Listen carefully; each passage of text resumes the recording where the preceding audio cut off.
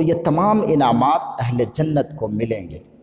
اچھا کن کی جانب سے ملیں گے ذرا یہ بھی دیکھ لیجئے۔ آگے اللہ رب العالمین ارشاد فرماتا ہے رب السماوات والارض وما بینہما الرحمن لا یملکون منہ خطابا۔ اللہ رب العالمین ارشاد فرماتا ہے یہ تمام کے تمام انعامات جو اہل جنت کو ملیں گے یہ کس کی جانب سے ملیں گے؟ رب السماوات والارض وما بینہما، اس پالنہار کی جانب سے جو آسمانوں اور زمین اور جو کچھ ان دونوں کے درمیان ہے ان سب کا مالک ہے، ان سب کا پروردگار ہے۔ الرحمن جو کہ نہایت درجہ دیالو اور مہربان ہے۔ لا یملکون منہ خطابا، مگر روب و جلال کا یہ عالم ہے کہ لا یملکون منہ خطابا، کہ کوئی بھی جرأت نہیں رکھتے، کوئی بھی قدرت نہیں رکھتے اس سے گفتگو کرنے کی، اس کے سامنے زبان کھولنے کی کسی کے اندر جرأت نہ ہوگی۔ اس آیت پاک کے اندر کئی چیزیں اللہ رب العالمین نے بیان کی۔ پہلی بات تو یہ کہ اللہ رب العالمین نے یہ فرمایا کہ اہل جنت کو جنت میں یہ جو بڑے بڑے انعامات مل رہے ہیں یہ کس کی جانب سے مل رہے ہیں؟ رب السماوات والارض وما بینہما، اس پالنہار کی جانب سے جو آسمانوں زمین اور جو کچھ ان کے درمیان ہے سب کا پالنہار ہے، جو محدود تعداد میں 100-200 کروڑ کے مالک نہیں ہیں بلکہ ساتوں آسمان اور ساتوں زمین اور جو کچھ ان کے درمیان ہے ان سب کا مالک تنہا ہے۔ اب ذرا اندازہ لگائیے جس عظیم الشان شہنشاہ کی پراپرٹی کا یہ عالم ہو، اس کی عطا، اس کے گفٹ اور اس کی مہربانیوں کا کیا عالم ہوگا، اور وہ بھی ایسا مالک جو کھڑوس نہیں ہے، کنجوس نہیں ہے، لالچی نہیں ہے، جو پیسے کو دبا کر رکھنے والا نہیں ہے، بلکہ الرحمن نہایت درجہ دیالو اور رحم والا ہے۔ اس کے رحم و کرم کا کیا عالم ہے ہم بیان نہیں کر سکتے۔ دنیا میں ہم رحم و کرم کا سب سے بڑا پیکر ماں کو سمجھتے ہیں۔ ماں کے بارے میں ہم یہ جانتے ہیں کہ دنیا میں سب سے بڑھ کر رحم کرنے والی اگر کوئی ہستی ہے تو وہ ماں کی ہستی ہے، مگر اللہ رب العالمین ماں سے بھی بڑھ کر رحم کرنے والا ہے۔ جیسا کہ حدیث پاک میں اس کا تذکرہ ہے، حضرت عمر بن خطاب رضی اللہ تعالیٰ عنہ روایت کرتے ہیں کہ اللہ کے نبی صلی اللہ علیہ وسلم کے پاس کچھ قیدی لائے گئے، انہی قیدیوں میں ایک عورت ایسی تھی جس کا بچہ گم ہو گیا تھا۔ ادھر ادھر تلاش کرنے سے بچہ مل گیا، وہ عورت بہت پریشان تھی، اس بچہ کو لیتے ہی اپنے سینے سے چمٹا لیتی ہے اور اس کو دودھ پلانے لگتی ہے۔ اللہ کے نبی صلی اللہ علیہ وسلم نے جب اس عورت کی اس حالت کو دیکھا تو اپنے صحابہ کرام سے فرمایا، اے میرے صحابہ، کیا تم یہ سوچ سکتے ہو کہ یہ عورت اپنے بچے کو اپنے ہاتھوں سے آگ میں پھینک دے؟ صحابہ کرام نے فرمایا، لا واللہ، نہیں اللہ کے نبی صلی اللہ علیہ وسلم، ایسا قطعاً نہیں ہو سکتا۔ وَهِيَ تَقْدِرُ عَلَىٰ أَن لَا تَطْرَحَهُ، یہ عورت جب تک قدرت رکھے گی کبھی اپنے بچے کو آگ میں نہیں پھینکے گی۔ اللہ کے نبی صلی اللہ علیہ وسلم نے فرمایا، لَلَّهُ أَرْحَمُ بِعِبَادِهِ مِنْ هَٰذِهِ بِوَلَدِهَا، یہ عورت جس قدر اپنے بچے پر مہربان ہے، اللہ رب العالمین کی ذات اس سے کئی زیادہ اپنے بندوں پر مہربان ہے۔ اللہ اکبر، جو ذات اس قدر مہربان ہو اور اتنی بڑی پراپرٹی کا مالک ہو، 100-200 کروڑ نہیں، اس کی عطا کا عالم کیا ہوگا، جس نے اس کو راضی کر لیا ہوگا۔ ان کے تو بلے بلے ہیں، لیکن ہاں اگرچہ ماں کی ممتا سے بڑھ کر وہ شفیق ہے، مگر اس کے روب اور دبدبے کا یہ عالم ہے کہ کسی کی جرأت نہیں کہ وہاں منہ کھول دے۔ اللہ رب العالمین فرماتا ہے لا یملکون منہ خطابا، کسی کے اندر لب کشائی کرنے کی، اپنے ہونٹ ہلانے کی، منہ کھولنے کی، خطاب کرنے کی اس سے جرأت نہ ہوگی۔ اس کا ایک مفہوم تو یہ ہو سکتا ہے کہ اللہ رب العالمین اپنی رحمت اور عطا سے جس بندے کو جنت کا جو بھی درجہ عطا کر دے، کوئی زبان نہیں کھول سکتا کہ مجھ کو یہ کیوں دیا، اس کو وہ کیوں دیا، نہیں۔ اور دوسرا مفہوم یہ بھی ہو سکتا ہے کہ میدان حشر میں جب دربار الہی قائم ہوگا تو وہاں اللہ رب العالمین کے روب و جلال کا یہ عالم ہوگا کہ چاہے کوئی زمین سے تعلق رکھتا ہو یا آسمان سے تعلق رکھتا ہو، کسی مخلوق کے اندر یہ جرأت نہ ہوگی کہ خود اللہ رب العالمین کے سامنے اپنی زبان کھول سکے یا عدالت عظمیٰ کے کام میں دخل اندازی کر سکے۔ ذرا آگے دیکھیں، اللہ رب العالمین فرماتا ہے یوم یقوم الروح والملائکۃ صفا لا یتکلمون الا من اذن له الرحمن وقال صوابا۔ اللہ رب العالمین نے ارشاد فرماتا ہے یوم یقوم الروح، جس دن کھڑے ہوں گے روح یعنی حضرت جبریل علیہ السلام، والملائکۃ اور دیگر تمام فرشتے، صفن صف لگا کر قطار در قطار، لا یتکلمون الا من اذن له الرحمن، اس دن نہیں بول سکیں گے کوئی بھی شخص الا مگر وہی شخص من اذن له الرحمن، جس بندے کو اجازت دے دے الرحمن، رحمان اللہ رب العالمین جس کو اجازت دے دے، وقال صوابا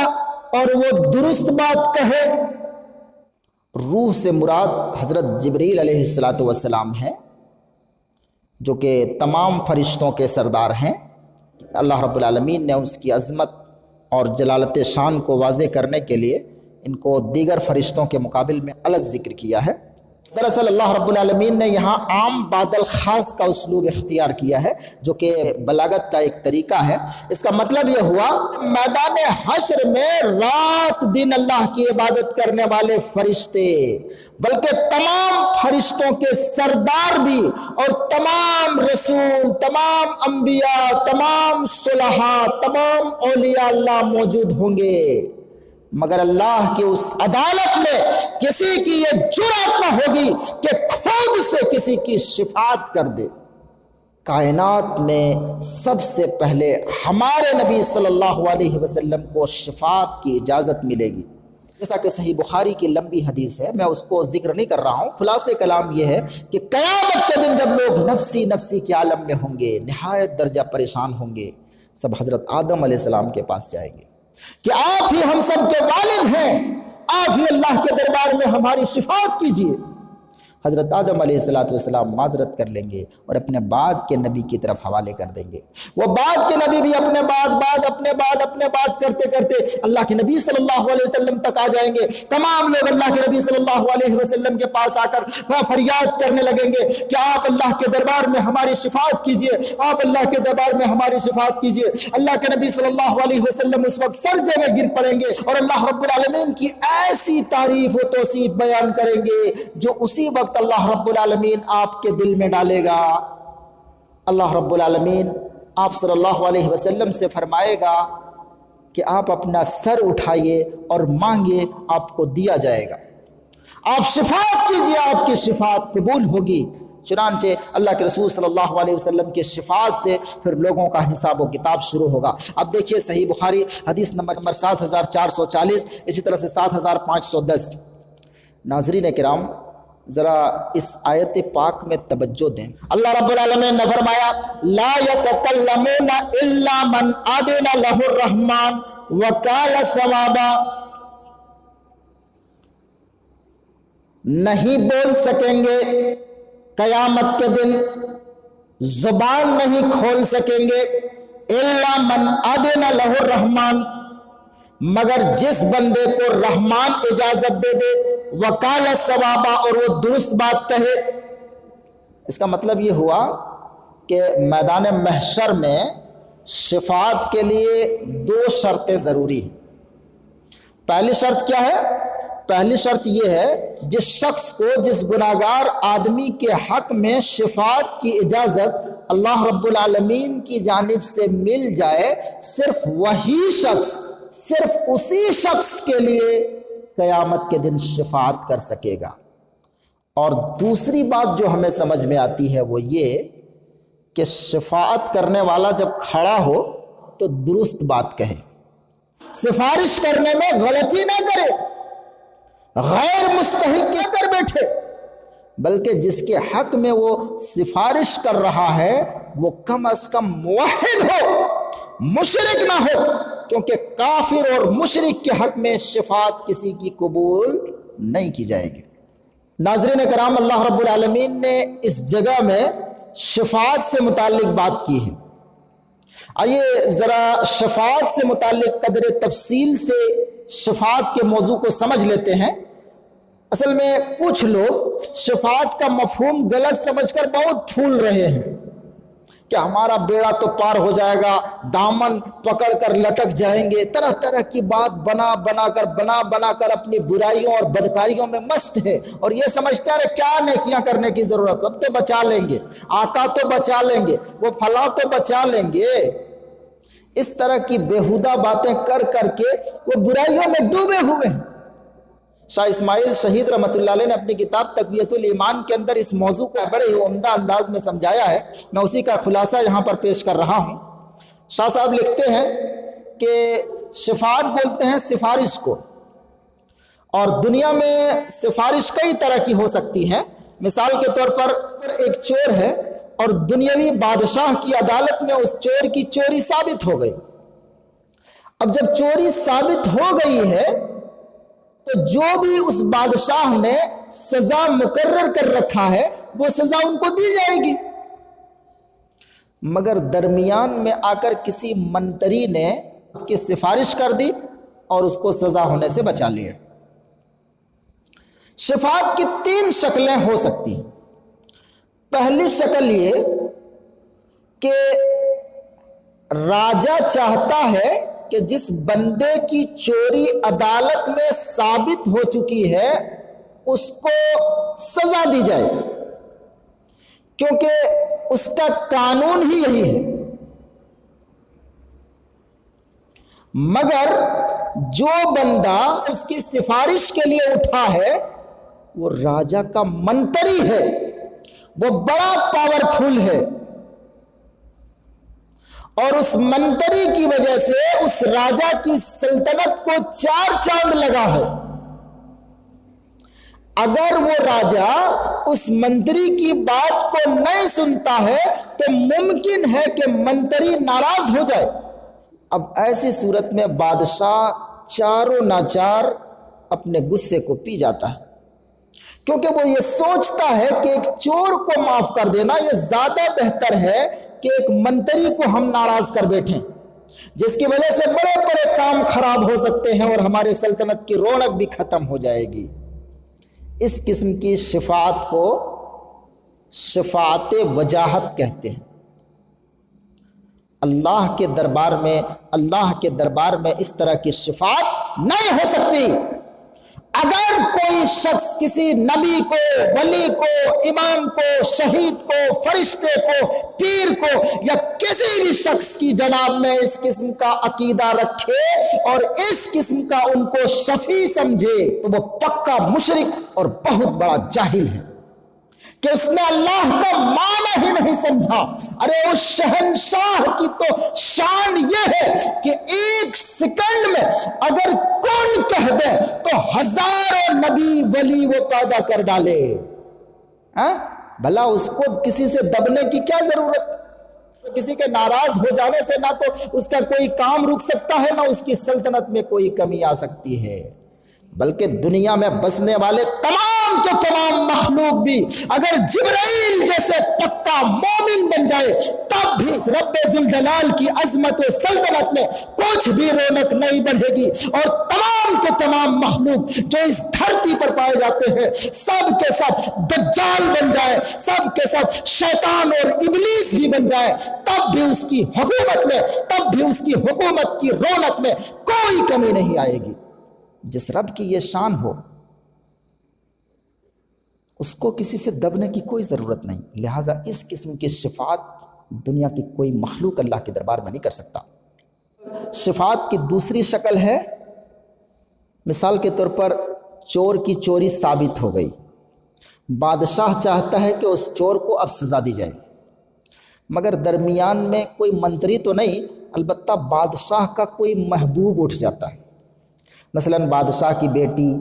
یا بادشاہ کا بیٹا یا ان کی بیگم میں سے ان کی کوئی رانی اٹھ کر اس کی شفاعت کر دے۔ اب یہاں بھی بادشاہ مجبور ہو جاتا ہے، وہ مجبور اس لیے ہو جاتا ہے کہ اگر ہم اپنی بیوی یا بیٹی یا اپنے بیٹے اگر ان کی بات کو ہم نہ مانیں، ٹھکرا دیں، تو ہو سکتا ہے یہ ناراض ہو جائے۔ اس لیے اگرچہ بادشاہ یہ چاہتا ہے کہ اس چور کو اس کی چوری کی سزا دی جائے، مگر چاہت میں محبت میں آ کر وہ مجبور ہو جاتا ہے، وہ یہ سوچتا ہے کہ ایک چور کو معاف کر دینا یہ زیادہ آسان ہے بنسبت اپنے محبوب کو روٹھا لوں، کہ وہ روٹھ جائے گا تو بعد میں مجھے ہی تکلیف ہوگی، اس لیے سوچتا جا معافی کر دیتے۔ اس قسم کی شفاعت کو شفاعت محبت کہتے ہیں،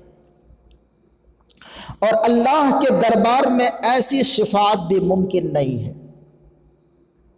لہذا اگر کوئی بندہ، اگر کوئی آدمی کسی بھی شخص سے متعلق یہ عقیدہ رکھتا ہے کہ وہ اللہ کا ایسے ہی محبوب ہے، ایسے ہی اللہ کا درارہ ہے، ایسے ہی اللہ کا حبیب ہے، کہ اگر یہ کہہ دے تو اللہ رب العالمین اس کی محبت میں مغلوب ہو کر اس کی بات کو مان لیں گے اور اس کو بخش دیں گے، ایسا عقیدہ رکھنے والا بھی پکا مشرک اور بہت بڑا جاہل ہے۔ اگرچہ اللہ رب العالمین نے کسی کو حبیب کہا ہے، کسی کو خلیل کہا ہے، کسی کو کلیم کہا ہے، کسی کو روح اللہ کہا ہے، روح القدس کہا ہے، مگر ان سب کے باوجود مالک مالک ہوتا ہے اور غلام غلام ہوتا ہے۔ کائنات کا کوئی بھی مخلوق خواہ کتنا ہی رتبہ وہ کیوں نہ رکھتا ہو، بندگی کے رتبے سے وہ قدم باہر نہیں رکھ سکتا۔ یہ تمام حبیب، کلیم، خلیل جس طرح ہر دم اللہ رب العالمین کی رحمت سے خوش ہوتے ہیں، ایسے ہی ہر دم اس کی ہیبت سے لرزتے رہتے ہیں۔ تو یہ دوسری شکل بھی ممکن نہیں۔ شفاعت کی تیسری شکل ہے، مثال کے طور پر چور نے چوری کر لی، مگر وہ ہمیشہ کا چور نہیں ہے، اس چور نے چوری کو اپنا پیشہ نہیں بنایا ہے، بلکہ نفس کے بہکاوے میں آ کر اس نے چوری کر لی، یہ قصور ان سے ہو گیا، اب اپنے اس جرم پر وہ بڑا شرمندہ ہے، دن رات ڈرتا ہے، بادشاہ کے قوانین کو اپنے سر آنکھوں پر رکھ کر اپنے آپ کو قصوروار سمجھتا ہے، اور بادشاہ سے بھاگ کر وہ کسی وزیر اور امیر کی پناہ میں نہیں جاتا، بادشاہ کے مقابل میں کسی کو اپنا حمایتی نہیں جتاتا، بلکہ دن رات بادشاہ کے منہ کو تکتا رہتا ہے کہ پتہ نہیں میرے تعلق سے کیا حکم صادر فرمائے گا۔ اس کے اس حالت کو دیکھ کر بادشاہ کو اس پر ترس آ جاتا ہے، بادشاہ چاہتا ہے کہ اس کو معاف کر دے، مگر پھر اپنے قانون کا خیال کر کے اس کو بلا سبب یوں ہی معاف نہیں کرتا۔ اگر ایسے ہی معاف کر دے گا تو پھر دوسرے لوگوں میں بھی اس قانون کا ڈر ختم ہو جائے گا۔ لہٰذا ایسی صورت میں بادشاہ کا اشارہ پا کر کوئی امیر یا وزیر اس مجرم کی شفاعت کر دیتا ہے، سفارش کر دیتا ہے، اور بادشاہ بظاہر لوگوں کو یہ دکھاتا ہے کہ دیکھو میرے وزیر نے کہہ دیا اس لیے اس کو معاف کر دیا، اپنے وزیر کی عزت بڑھانے کے خاطر اپنے وزیر کی بات کو ہم رکھ رہے ہیں، کیونکہ ہمارا وزیر بڑا ہی اونچے مقام کا ہے، اس لیے ہم اس کی بات کو رکھ رہے ہیں اور تم کو معاف کر رہے ہیں، اس کو بخش دیتا ہے۔ اب یہاں ذرا غور کریں، اس امیر یا وزیر نے اس چور کی سفارش اس لیے نہیں کی کہ وہ امیر یا وزیر اس چور کا قریبی تھا یا جان پہچان تھا یا اس نے اس کو بچانے کا ٹھیکہ لیا تھا، بلکہ فقط بادشاہ کی مرضی اور اجازت سمجھ کر اس کی سفارش کی ہے، کیونکہ وہ تو بادشاہ کا وزیر ہے، چوروں کا وزیر نہیں ہے۔ کیونکہ جو چور کا حمایتی بن کر اس کی سفارش کرتا ہے تو وہ تو خود بھی چور ہو جاتا ہے۔ اسی کو شفاعت بالاذن کہتے ہیں، اور اسی کا تذکرہ اللہ رب العالمین نے اس آیت پاک کے اندر فرمایا ہے۔ اللہ رب العالمین نے فرمایا یوم یقوم الروح والملائکۃ صفا لا یتکلمون الا من اذن له الرحمن وقال صوابا۔ لہذا ہر انسان کو چاہیے کہ اسی اللہ رب العالمین سے ڈرے، اسی کو اپنا حمایتی سمجھے، جہاں تک نظر دوڑائے اللہ کے علاوہ کہیں پر اپنا بچاؤ نہ سمجھے، کسی کو اپنا حمایتی نہ سمجھے، کسی پر بھروسہ نہ کرے۔ ہمارے نبی صلی اللہ علیہ وسلم نے اپنے خاندان والوں کو جمع کر کر کے ایک ایک کا نام لے کر کہا تھا کہ تم اپنا بچاؤ کر لو، تم اپنا بچاؤ کر لو، قیامت کے دن میں تمہارا کچھ کام نہ آ سکوں گا۔ اخیر میں اپنی لاڈلی صاحبزادی حضرت سیدہ فاطمہ رضی اللہ تعالی عنہا کو پکار کر کہا کہ اے میری بیٹی فاطمہ، دنیا میں جو چاہو مجھ سے مانگ لو، جو چاہو مجھ سے مانگ لو، میں دینے کی قدرت رکھوں گا تو دے لوں گا، میں دے سکتا ہوں تو دوں گا، لیکن قیامت کے دن میں تمہارا کچھ کام نہیں آ سکتا۔ الغرض اللہ رب العالمین خود بڑا غفور ہے، رحیم ہے، رحمان ہے، وہ اپنے ہی فضل سے سارے گناہ معاف کرے گا، وہ اپنی ہی مرضی سے جس کو چاہے گا تمہارا سفارشی بنا دے گا۔ لہذا ایسا ہرگز نہ کریں کہ کسی کو اپنا حمایتی اور سفارشی سمجھ کر اصل مالک کو بھول جائیں، اس کے احکام کی بے قدری کرنے لگیں۔ یاد رکھیے سارے نبی، سارے ولی، سارے اولیاء اللہ ایسے لوگوں سے بیزار ہیں، وہ ہرگز ایسے لوگوں کے شفیع نہیں بنتے بلکہ مزید غصہ ہو جاتے ہیں، ایسے لوگوں کے دشمن بن جاتے ہیں، کیونکہ ان نبیوں ولیوں کی اصل بزرگی کیا ہے؟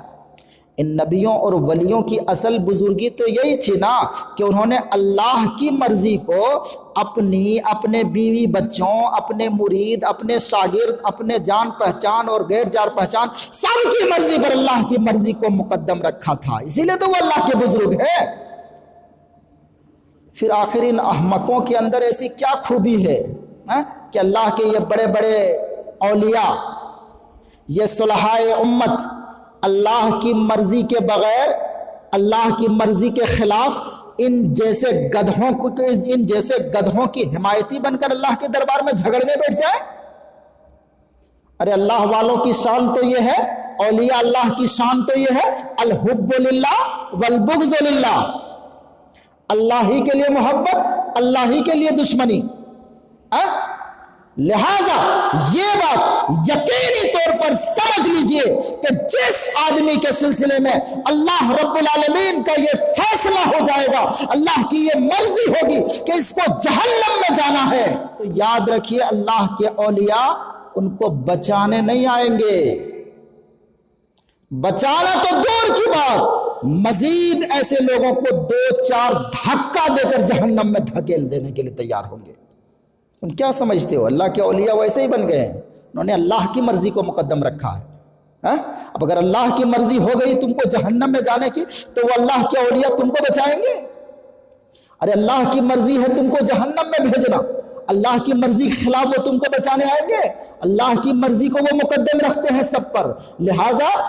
بچانا تو دور کی بات، مزید 2-4 دھکا دے کر ان کو جہنم میں بھیجنے کی کوشش کریں گے۔ آگے اللہ رب العالمین ارشاد فرماتا ہے ذالک الیوم الحق، وہ دن برحق ہے، فمن شاء اتخذ الی ربہ مآبا، اب جس کا جی چاہے وہ بنا لے اپنے رب کی طرف لوٹنے کی جگہ۔ یعنی یہ فیصلے اور حساب و کتاب کا دن وہ دن ہے جو بالکل برحق ہے، جو 100% یقینی ہے۔ اب جب اس دن کا آنا بالکل کنفرم اور یقینی ہے تو اے انسان، عقل مندی اسی میں ہے نا کہ کم از کم آدمی اپنے مالک کو منہ دکھانے کے قابل بنے، اس کے پاس اپنے لیے بہتر ٹھکانہ بنانے کے لیے ابھی سے کوشش کرنے لگے، ورنہ آنکھ بند ہو جانے کے بعد یہ موقع نہیں ملے گا۔ آگے اللہ رب العالمین فرماتا ہے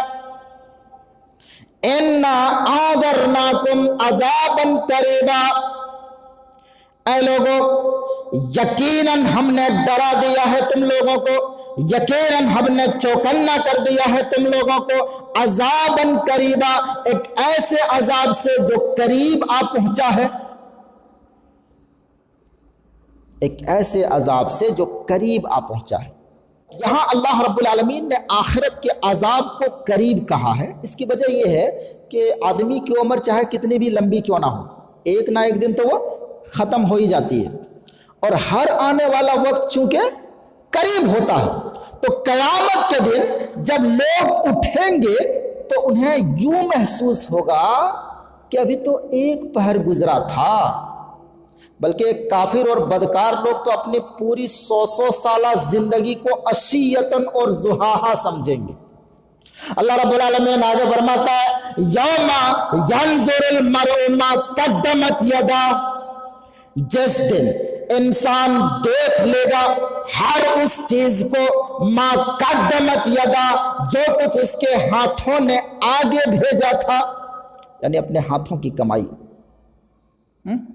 اس دن سارا کیا دھرا، سارا کچا چٹھا اس کے سامنے موجود ہوگا، ایک ایک عمل اور ایک ایک کرتوت کا مکمل ڈیٹا۔ اس دن تو نیک اور صالح لوگ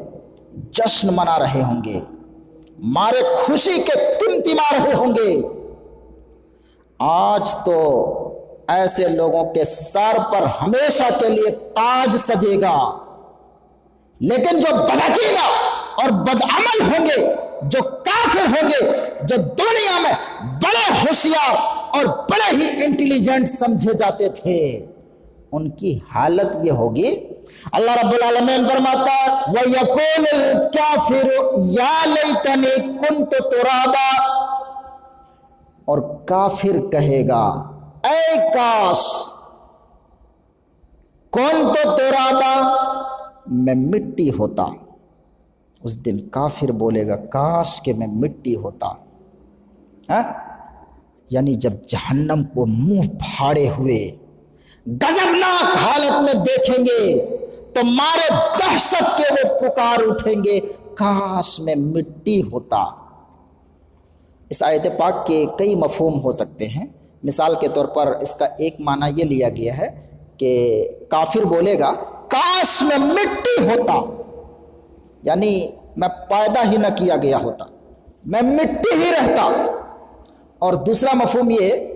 کہ ایک بار مر جانے کے بعد دوبارہ نہ اٹھایا جاتا، بلکہ مٹی ہی میں مل گیا ہوتا۔ یا اس کا تیسرا معنی یہ کہ جب اللہ رب العالمین کی عدالت میدان حشر کے اندر قائم ہوگی، ایک ایک چیز کا اللہ رب العالمین حساب لے رہا ہوگا، حتیٰ کہ اگر اس دھرتی کے اندر کسی سینگ والے جانور نے کسی غیر سینگ والے جانور کو سینگ مارا ہوگا تو ان کا بھی وہاں حساب ہو رہا ہوگا، ان کا بھی اس دن بدلہ لیا جا رہا ہوگا۔